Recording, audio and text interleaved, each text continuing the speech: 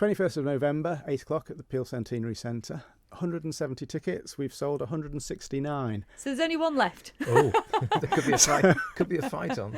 I think there probably will. But so you've got that sort of music, and also you've got there's some vocals going on as well, isn't there? Yeah, we've got Jack Divers. He's singing with us.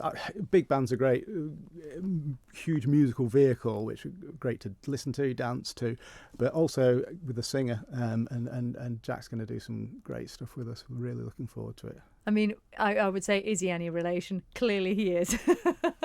So he would be your son. He would, clearly, yeah. And so did he sort of come to love this music through you then? He went to sleep at the age of 8 listening to Miles Davis on his CD player. Wow. You know, he's sort of he's grown up with the trumpet really, and he loves it.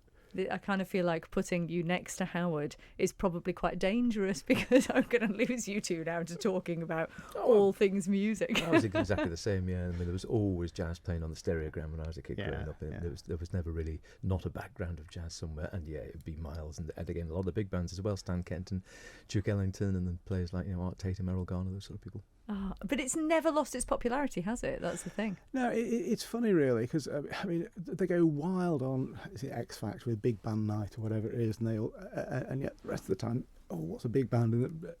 So I remember years ago, my eldest daughter Jenny, she plays in the band as well, plays saxophone, and we played for her 18th birthday party, and she, oh no, my friends will hate it, and they were on the floor all evening dancing. Yeah. They thought it was great. So I actually think sometimes people think, it's a bit staid and it's from the 1940s and the 50s, but actually some of the stuff that's going on now, our job is to sort of we play the Miller stuff, but we also play modern stuff as well. Something called the Big Fat Band in America, which won loads of Grammys, and it's just stunning.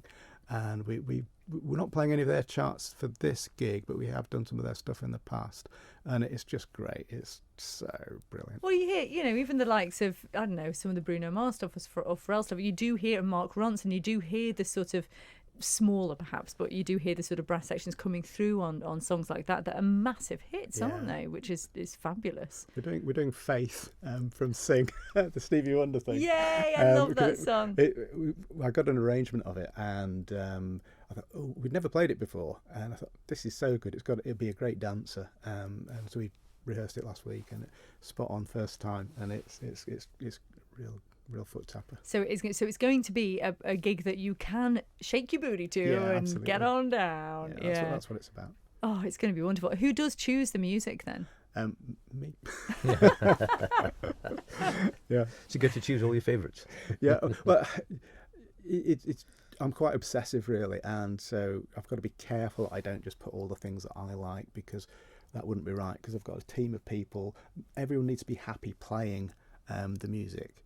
And so I try and make sure that we sort of cover what they want to play, but also what an audience. There's no point having a band that plays all your tunes if nobody wants to come and hear you. And so the whole point is, when we're out gigging, if we're hired by somebody, I don't say, well, we're the Blue Train Big Band, we'll come and play for you. I want to know, what do they want us to do for them, so we can actually tailor a program that works for them. So we're playing for the Isle of Swing people in March next year. And so we won't be doing some of the loud stuff that you heard there. We'll tailor it more to sort of jive and swing dancing that they do. So we're flexible. But we've got a hip hop version of Tequila. Wow. We've got some of the old traditional stuff. So there's loads of stuff that we cover. But it's not that often that you actually gig, is it? Well, if you want a little potted history, we started in 2001 and we went for 6 years till 2007.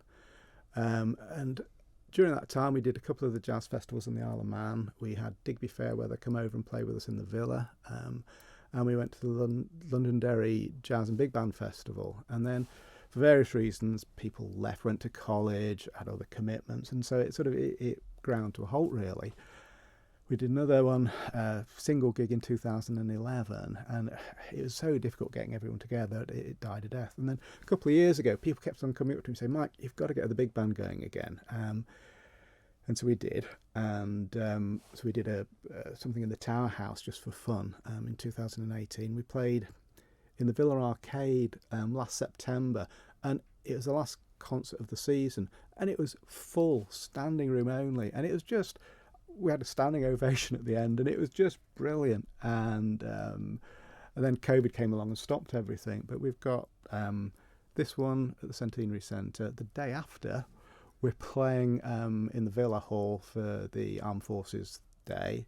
We've got something in February for a 40th birthday party, and then we've got the Swing Dancers in March. So we've got 4 gigs coming up in the next sort of 3 or 4 months, which is great because I would like to be out there gigging as much as possible, because I think the band's got a lot to offer the community. As long as you've got a venue big enough to hold you. That's the thing, isn't it? Because there are 18 of them. Well, this gig is the 21st of November. It is at the Centenary Centre. It features vocalist Jack Divers and, of course, all of these wonderful musicians who are going to be performing.